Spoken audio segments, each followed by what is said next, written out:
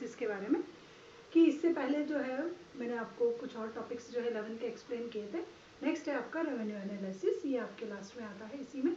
तो revenue analysis means होता है कि जब भी कोई प्रोड्यूसर कोई वर्क करता है, किसी कमोडिटी को प्रोड्यूस करता है, तो उस कमोडिटीज़ को प्रोड्यूस करने में उससे कुछ कॉस्ट आती है, और उसको जब वो उस प्रोडक्शन को सेल करता है तो कुछ रेवेन्यू है उसकी जनरेट होती है। तो प्रोड्यूसर की लिंक है इससे, रेवेन्यू की जो लिंक होती है it is related from producers, कि प्रोड्यूसर किसी कमोडिटी को प्रोड्यूस किया, प्रोड्यूस कर करके उसको मार्केट में सेल करता है। तो मार्केट में सेल करने के बाद उसको जो भी कुछ उसकी कॉस्ट ऑफ प्रोडक्शन से एक्सेस में मिलता है, then that is known as revenue. तो the amount received by a firm, मैं जो बोल रही हूँ उसको एक बार कैच कर लो, the amount received by a firm by selling of its product, किसी भी फर्म के थ्रू उसके प्रोडक्ट को सेल करने पर जो अमाउंट रिसीव्ड होती है इन सर्टेन क्वांटिटी, जो भी सर्टेन क्वांटिटी उसने जो सेल खरीदी थी एट वेरियस प्राइस, जो भी वेरियस प्राइजेस थे उस पर, इज नॉन एज रेवेन्यू, वो उसकी रेवेन्यू कहलाती है। कि एक प्रोड्यूसर ने अपने प्रोडक्ट की सर्टेन क्वांटिटी सर्टेन प्राइस पर मार्केट में ले जा करके सेल करी, और सेल करने पर उसको जो अर्न हुआ it is known as revenue, उसको हम रेवेन्यू कहते हैं।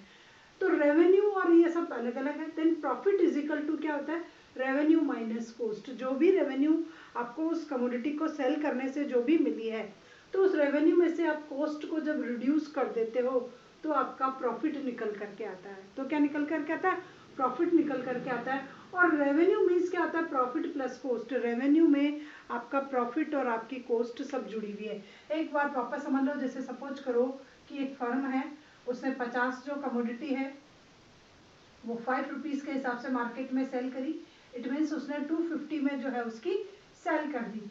अब उसने जो 50 कमोडिटी सेल करी, उसकी जो कॉस्ट ऑफ प्रोडक्शन थी उसके लिए ये थी, पर टोटल रेवेन्यू कितनी जनरेट हुई है, ये है टीआर, ये उसको टीआर मिली है। इसमें से ये उसकी क्या हो गई, कॉस्ट हो गई। तो टीआर में से जब कॉस्ट को हम रिड्यूस कर देते हैं तो ये उसका जो है वो प्रॉफिट निकल करके आ जाएगा।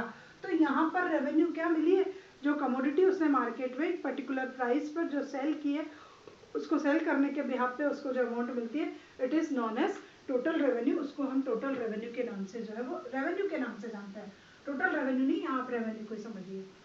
अब होता है कि सबसे first what how many types of revenue, तो there are 3 types of revenue. Types जो है रेवेन्यू के वो 3 टाइप्स की है। First TR, second MR and third is second AR और third is MR. TR means जो होता है the income of a producer from the sale of all units. जो भी इनकम एक प्रोड्यूसर को मिली हो, जो भी ऑल यूनिट्स उसने सेल करी है of a commodity is known as TR. उसको हम टीआर के नाम से जानते हैं।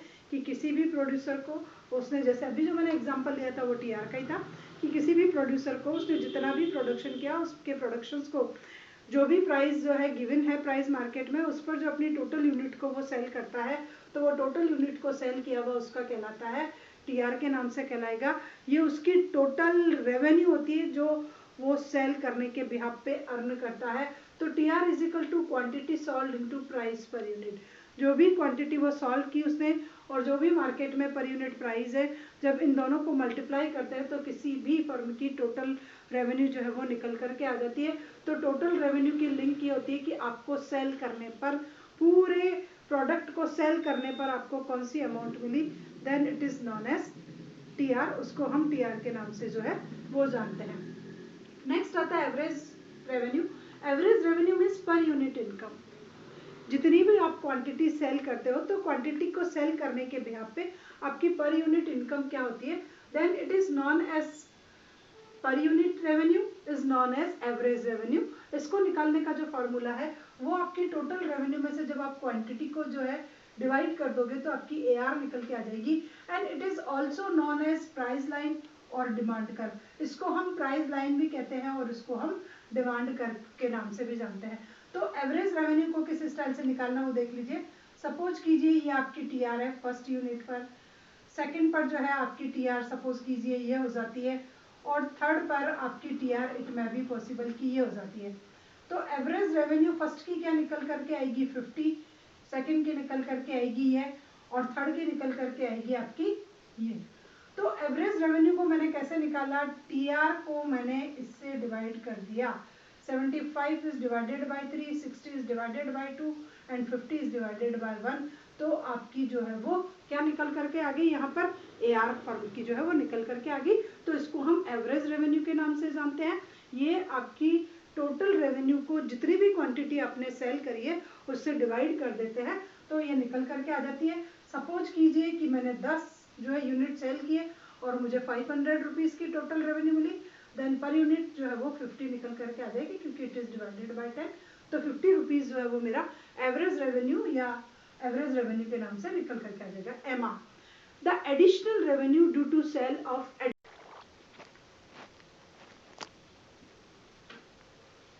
Next MR, the additional revenue due to sale of additional unit. कि एमआर का मतलब ये होता है कि जब हमारी जो टोटल रेवेन्यू में जो चेंजेस की रेट होती है it is known as MR, उसको हम एमआर के नाम से जानते हैं।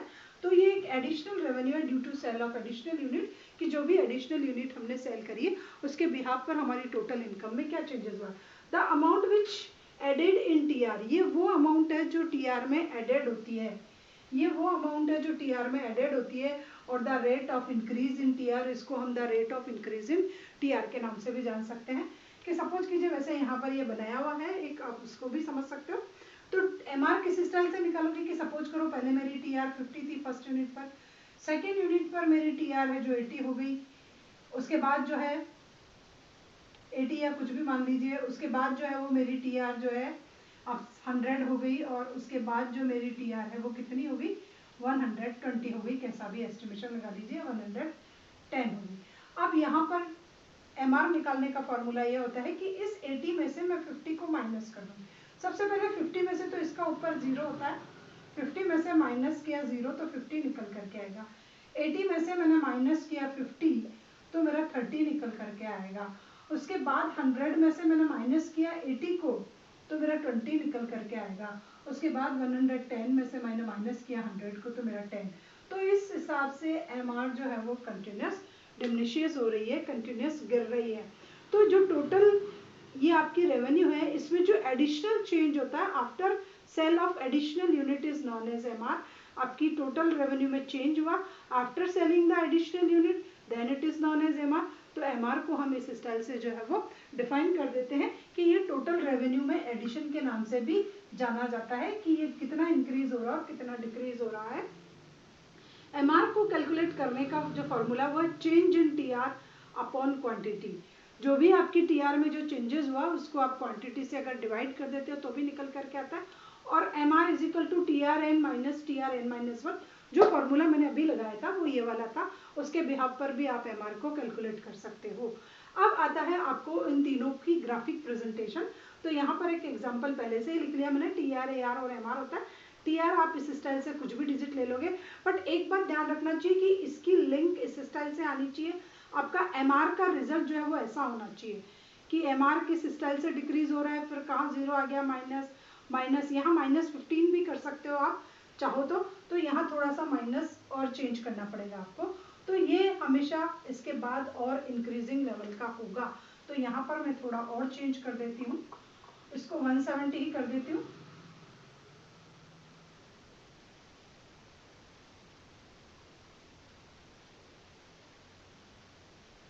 तो यहाँ पर कितना आ गया हमारा, 12 का आ गया आंसर।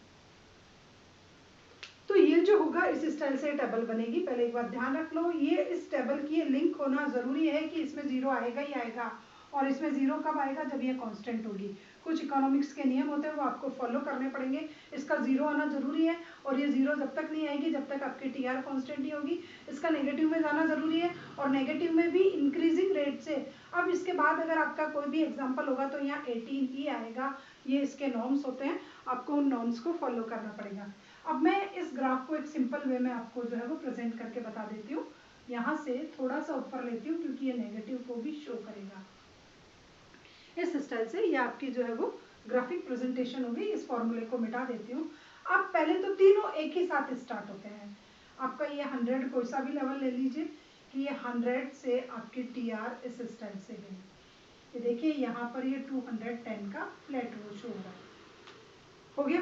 उसके बाद आपकी एवरेज रेवेन्यू थोड़ी सी हाई थी, एवरेज रेवेन्यू जो है वो थोड़ी सी हाई है, इट मीन्स ये थोड़ी गिरती है इस स्तर से।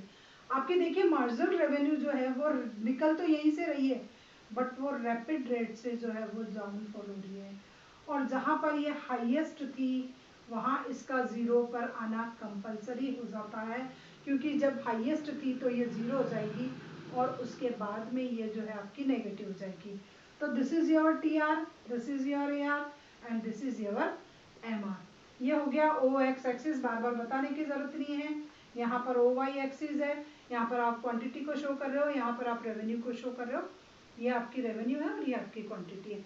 अब देखिए आपको ये ग्राफ आपको इसी स्टाइल से बनाना पड़ेगा। यहाँ पर ये फ्लैट होगा, फ्लैट कौन सी क्वांटिटी को बता रहा है आपकी, इन 2 यूनिट पर, इसका मतलब कि 4 और 5th यूनिट पर, 4 और 5th यूनिट पर इसका इस स्टाइल से होना कंपलसरी होगा। और इसका जो है वो इसका 4, ये जो है आपका 3rd और 4th है, तो ये 3rd और 4th है, और 4th पे इसका नेगेटिव जाना जरूरी होगा। उसके बाद जो है -10 और उसके बाद ये -12 को ये यहाँ से ये ग्राफ इस स्टाइल से शो कर रहा है। तो यहाँ पर आपका ये इंक्रीज ये है, इसको यहाँ पर कौन सा है, सबसे पहले इंक्रीज हो रहा है, बट कौन सी रेट से हो रहा है, डिमिनिशिंग रेट से हो रहा है। इंक्रीमेंट जरूर हो रहा है टीआर में, पर देखिए इंक्रीमेंट की रेट स्लो है। यहाँ पर ये कांस्टेंट हो जाता है और बाद में इसकी डिमिनिशिंग स्टार्ट हो जाती है। तो यहाँ इंक्रीजिंग रिटर्न, यहाँ कांस्टेंट रिटर्न और यहाँ डिमिनिशिंग रिटर्न ऑपरेट होता है। फर्म में इंक्रीजिंग रिटर्न में टीआर बढ़ता है, बट घटती दर से। यहाँ पर आपका जो है कांस्टेंट हो गया और यहाँ जो है कंटिन्यूस डाउनफॉल में जा रहा है, और एमआर इस सेल से आपका ये हो गया। तो ये पहले आपने ग्राफ बना लिया, ग्राफ को एक्सप्लेन करोगे। अब आपको बताना है कि what is the relationship between TR, MR and AR, कि इनके बीच की रिलेशनशिप एटलीस्ट है क्या। तो आप देखिए सबसे पहले टीआर जो है वो कंटिन्यूस इंक्रीज होता है। सबसे पहले आप रिलेशनशिप देखोगे किसकी, टीआर और एमआर की, कि टीआर जो है वो कंटिन्यूस इंक्रीज होता है, बट एमआर जो है वो कंटिन्यूस डाउनफॉल होता है। पहली रिलेशनशिप दोनों के बीच की होगी कि टीआर जो है वो कंटिन्यूस इंक्रीज होता है और आफ्टर सम टाइम वो कांस्टेंट हो जाता है और उसके बाद वो क्या हो जाता है, डाउनवर्ड जाता है। बट ये क्या होता है, कंटिन्यूस डिमिनिशेस होता है, फिर जीरो हो जाता है, फिर नेगेटिव होता है। अब देखिए जहां पर TR, where the TR is maximum, MR become zero. जहां पर टीआर मैक्सिमम था, वेयर एमआर इज जीरो, दूसरी रिलेशनशिप होगी। तो आप लिखोगे कि TR increase at diminishing rate, TR increasing at diminishing rate, but MR should be decreasing, परंतु एमआर तो कंटिन्यूस डाउनफॉल में जा रहा है। पहली रिलेशनशिप आपकी ये होगी कि ये इंक्रीज हो रहा है बट डिमिनिशिंग रेट से, और ये डाउनफॉल में जा रहा है। दूसरा TR is maximum where MR zero, TR वहां पर मैक्सिमम था जहां पर आपका एमआर क्या हो गया, जीरो हो गया। और थर्ड होता है कि TR downward but MR will B negative, TR downward होता है और एमआर क्या हो जाता है, नेगेटिव होती है। तो these are the 3 relationship between TR and MR. अब आता है आपका AR, what is the relationship between AR and MR. अब आपको इन दोनों ग्राफ को देखना पड़ेगा, एआर और एमआर को। तो सबसे पहले AR down, AR will be down but MR rapidly downward. MR में जो डाउनवर्ड हो रहा है वो फास्ट आ रहा है। ये आपको इस टेबल से भी पता चल जाएगा कि 100 पे 100, ये 85 है तो ये 70 हो गया, ये 70 आया तो ये 40 हो गया, ये 52 पे आया तो ये 0 हो गया। इट मीन्स दोनों में डाउनवर्ड जा रहा है, दोनों डिक्रीज हो रहे हैं, बट डिक्रीजिंग की जो रेट है वो किसमें फास्ट है, एमआर में फास्ट है। तो ये हो गया कि AR downward but MR should be rapidly downward. उसके बाद है starting all are same, starting में तीनों ही सेम थे। स्टार्टिंग में आप देखिए बहुत आर सेम, यहाँ पर तो मैं इन दोनों की लिंक बता रही हूँ, इससे यहाँ लिखोगे आप वो लिंक यहाँ पे भी लिख सकते हो। स्टार्टिंग में ये दोनों जो थे वो बिल्कुल सेम थे। MR negative but AR will be not negative, AR कभी भी नेगेटिव नहीं होगा बट एमआर जो है वो आपका क्या हो जाएगा, नेगेटिव हो जाएगा। एआर कभी भी नेगेटिव नहीं होगा परंतु एमआर आपका क्या हो जाएगा, नेगेटिव हो जाएगा। And in perfect competition AR equal to MR होता है। परफेक्ट कंपटीशन की जब हम बात करेंगे तो ये दोनों जो है वो क्या हो जाएंगे, बिल्कुल इक्वल हो जाएंगे। और एमआर डाउनवर्ड बट ये स्लो डाउनवर्ड, ये इनकी रिलेशनशिप हो गई। तो ये हो गई इन तीनों के बीच की रिलेशनशिप की, इनके बीच की लिंक क्या है। अब नेक्स्ट ये आता है कि A R is equal to P. हमने बहुत से कंपटीशन आप जब एग्जाम में देने जाओगे तो वहां पर आएगा कि A R is equal to P होता है। आपको इसको prove A R is equal to P, आपके भी कभी कभी क्वेश्चन आता है कि A R is equal to P. तो मैंने आपको ए आर का फॉर्मूला जो बताया वो बताया है कि टी आर इंटू क्यू। इस स्टाइल से मैंने आपको फॉर्मूला बताया कि T R divided by Q जो है वो इज इक्वल टू आपके क्या हो जाता है, ए आर का हो जाता है। अब टी आर को निकालने के लिए मैंने आपको क्या बताया, क्यू सबसे पहले आपका क्या है, Q into P. T R को निकालने के लिए मैंने एक फॉर्मूला बताया आपको, T R is equal to Q into P होता है। तो अब इस फॉर्मूले में जहां ये है, यहां पर मैं क्या लिख दूं, Q into P upon Q. Q से क्यू क्रॉस हो गया तो क्या बचा, A R is equal to क्या बचा आपका, पी बचा। तो इस स्टाइल से आपको प्रूव करना पड़ेगा कि A R is equal to जो है वो जो है पी होता है किसी भी इकोनॉमिक में। तो this is all about the different types of revenue curve in different types, sorry there are different types of revenue। अभी मैंने आपको केवल रेवेन्यू बताई है, इनके लिंक बताई है और किस स्टाइल से इसको आइडेंटिफाई किया जाता है वो बताया। इनकी रिलेशनशिप क्वेश्चन में आती है, आपको बिल्कुल ध्यान से पढ़ना पड़ेगा। ग्राफ को ऐसे ही बनाओगे, कोई जरूरी नहीं है कि आप वो लेकर के बताओ, आपको एक थोड़ा सा आइडिया होना चाहिए ग्राफ बनाते समय कि बस जहाँ ये जीरो है वहीं मेरा ये हाईएस्ट आएगा और जहाँ ये डाउन गया वहाँ इसको नेगेटिव जाना कंपलसरी है। एक लिंक यही है और एक इसको माइनर सा ऊपर से थोड़ा सा चला देना इस स्टाइल से। अगर किसी बच्चे को अच्छे से ग्राफ बनाना नहीं है तो वो यहाँ पर आप क्वांटिटी शो कर रहे हो, here you are showing different types of revenue. O X axis है and this is O Y axis. इस स्टाइल से एक टेबल आना चाहिए। 171 कुछ नहीं है माइंड में तो आप एक टेबल माइंड में बैठा लीजिए।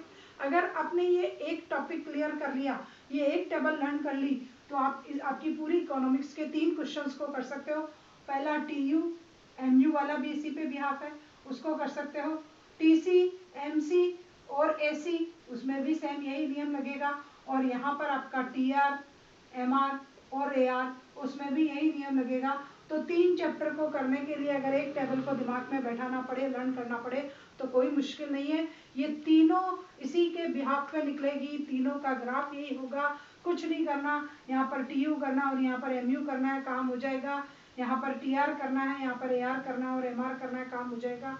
और यहाँ पर आपको टीसी और एमसी का थोड़ा सा अलग है बट टेबल यही की यही जो है आपकी आगे आप जाके काम में ले सकते हो। टीसी एमसी में ये नियम नहीं भी लगेगा बट टीयू एमयू और टीआर एमआर में यही नॉर्म्स जो है आपके वो फॉलो होंगे।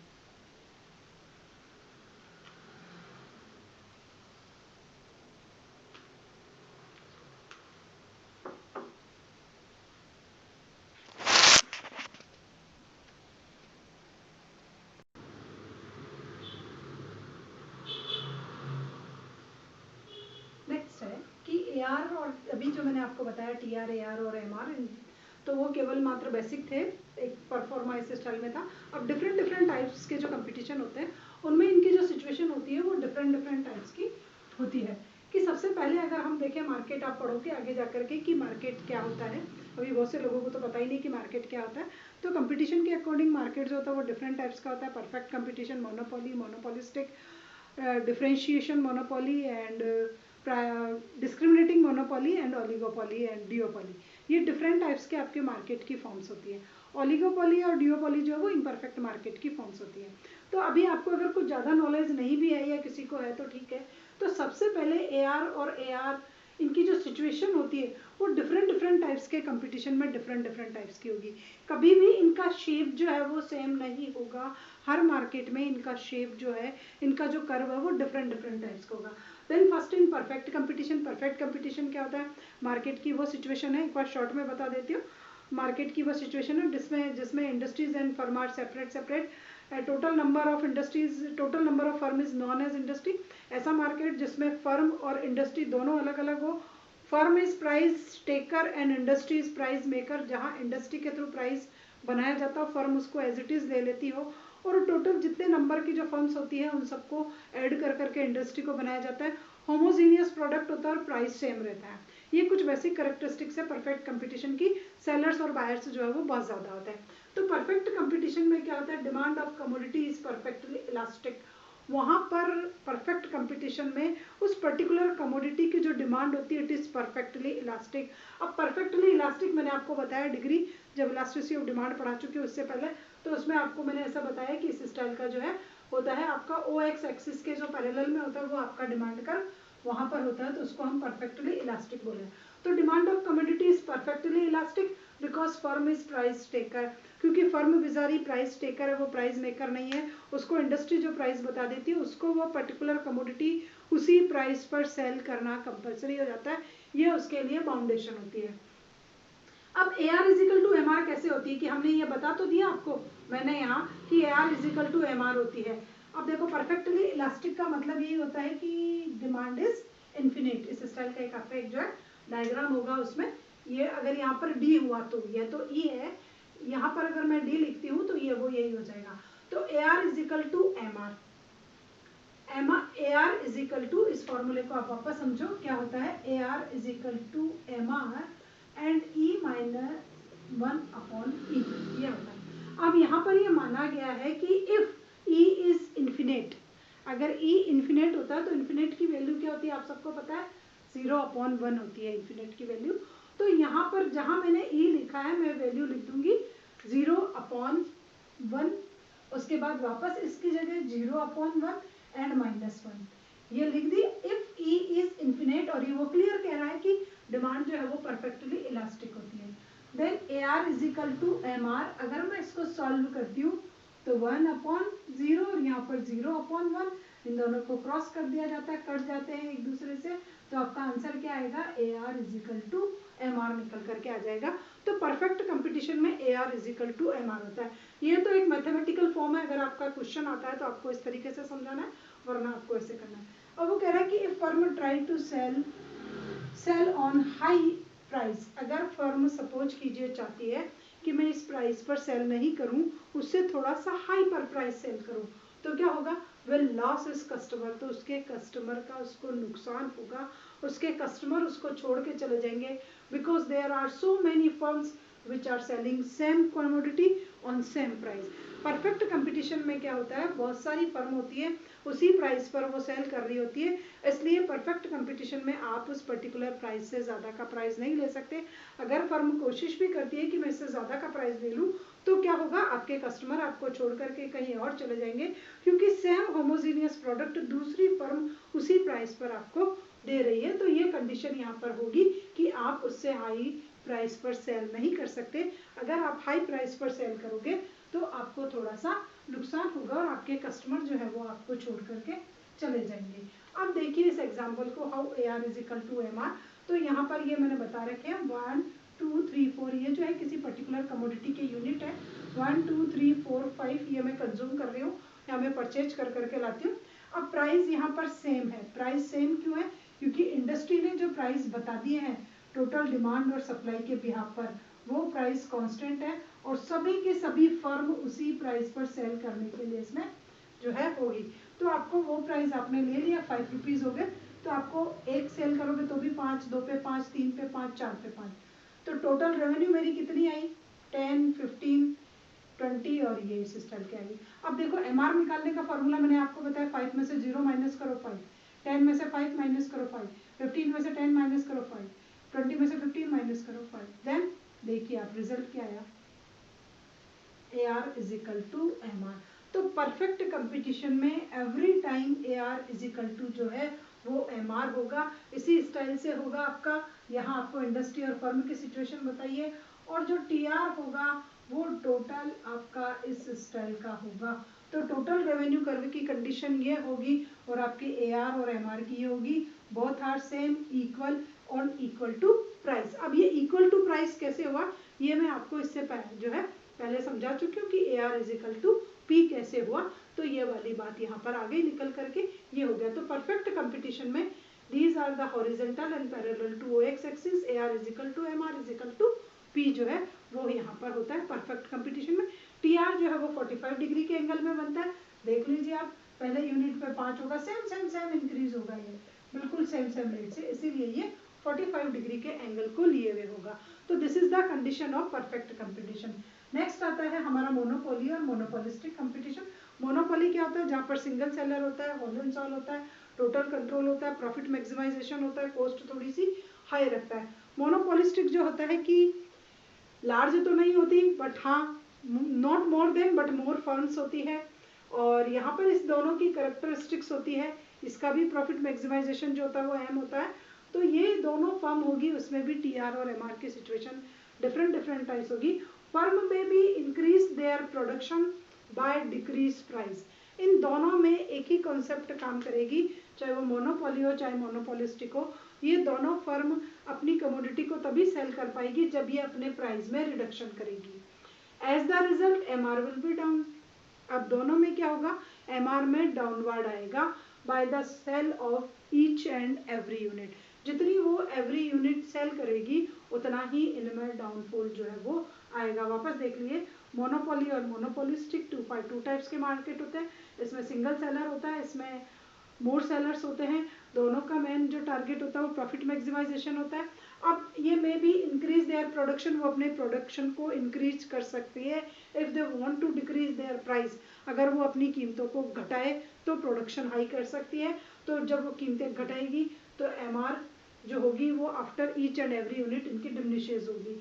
तो the rate of decreases is more in MR. अब एआर और एमआर दोनों डाउनफॉल होगी, बट एआर में डाउनफॉल की रेट जो होगी वो हाई होगी। अब देखिए सबसे पहले मोनोपोली मार्केट। मोनोपोली क्या था, आपका सिंगल सेलर था। सिंगल सेलर में इनमें जो ये हो रहा है वो इस स्टाइल का हो रहा है, AR is equal to MR. ये वाली कंडीशन है आपका कौन सा मार्केट, मोनोपोली मार्केट। तो एआर इज लेस देन 45, यहाँ पर एआर जो है वो लेस देन 45 डिग्री के एंगल को लिए हुए हैं। और एआर इज, तो क्या हो जाएगा, लेस इलास्टिक डिमांड है, यहाँ पर आपकी लेस इलास्टिक डिमांड है। एआर और एमआर दोनों में डाउनवर्ड हो रहा है, बट एमआर में जो डाउनवर्ड हो रहा है वो रैपिड रेट से हो रहा है और एआर में स्लो रेट से हो रहा है। ये दोनों सेम है, इसलिए पहले इनको समझ लीजिए। मोनोपोलिस्टिक जो होता है उसमें AR is more than 45 degree. AR जो है वो 45 डिग्री से थोड़ा सा हायर है। It means highly elasticity of demand की वजह से ऐसा हो रहा है। तो एआर इज मोर इलास्टिक जो है वो यहाँ पर ये होगा, और यहाँ पर एआर इज लेस इलास्टिक होगा। तो ये दोनों डिफरेंट टाइप्स की फर्में हैं। अब आप देखिए कि there is an inverse relationship between AR and output. आपके एआर और आपके आउटपुट में इनवर्स रिलेशनशिप होगी। अगर आपका आउटपुट इंक्रीज होता है इट मीन्स आपका एआर डाउनफॉल जाएगा। वापस एक बार समझ लीजिए जो ये लाइन लिखी हुई है, there is a inverse relationship between AR and output. अगर कोई फर्म अपना ज़्यादा सेल करना चाहती है, ज़्यादा प्रोडक्शन करना चाहती है, तो उसको अपने प्राइस को डाउन करना ही पड़ेगा। तो आपका प्रोडक्शन हाई होगा तो आपका एआर जो है वो डाउनफॉल पे जाएगा। तो there is a inverse relationship between AR and output हो गया। अब है मोनोपोलिस्टिक। जो मोनोपोलिस्टिक का एआर है it is more elastic in comparison than monopoly. Monopoly का जो ये होता है AR it is more elastic comparison than monopoly. It means that response of giving change in price, change in demand will be relatively high. अब इस बात को और समझ लो, पहले बात समझ में आगे। देखिए ये थोड़ा कम फ्लैट होगा, ये थोड़ा ऐसे होगा, इसमें जो डाउनवर्ड होगा वो ज़्यादा होगा। ये क्यों हो रहा है, क्योंकि it is less elastic demand और यहाँ पर आपकी हाईली इलास्टिक डिमांड है। यहाँ पर लेस इलास्टिक डिमांड क्यों है, क्योंकि यहाँ पर आपका क्लॉज सब्स्टिट्यूशन नहीं है। इस मार्केट में आपके प्रोडक्ट का जो है वो क्लॉज सब्स्टिट्यूशन नहीं है, इसलिए आप थोड़े से भी प्राइस हाई करोगे तो सेल होगी। यहाँ पर आपके क्लॉज सब्स्टिट्यूशंस अवेलेबल हैं इस मार्केट में, और आपके क्लॉज सब्स्टिट्यूशन होने की वजह में प्राइस में थोड़ा सा अप्स जो है वो आपकी डिमांड में बहुत ज़्यादा चेंजेस ला देगा।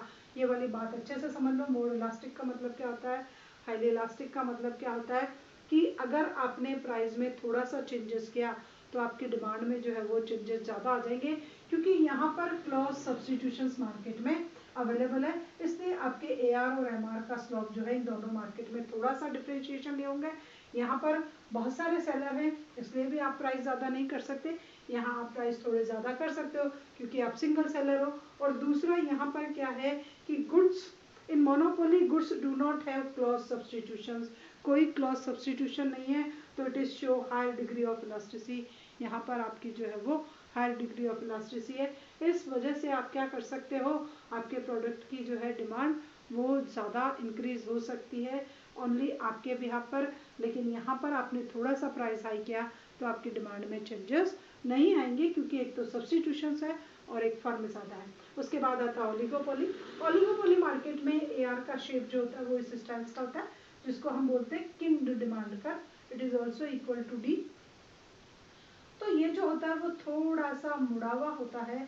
इसके बाद आपके जो हैं, अगर आपने प्राइस कम किए या ज़्यादा किए, आपके डिमांड में कोई चेंजेस नहीं होगा। इस वजह से यहाँ फिर डिमांड में क्या हो जाता है, थोड़ा सा चेंजेस हो जाता है और आपका प्राइस का जो गिरना होता है वो बहुत कम हो जाता है। यहाँ पर आपकी प्राइस रिजिडिटी होती है, प्राइस बिल्कुल वही रहेंगे, आपके पर यूनिट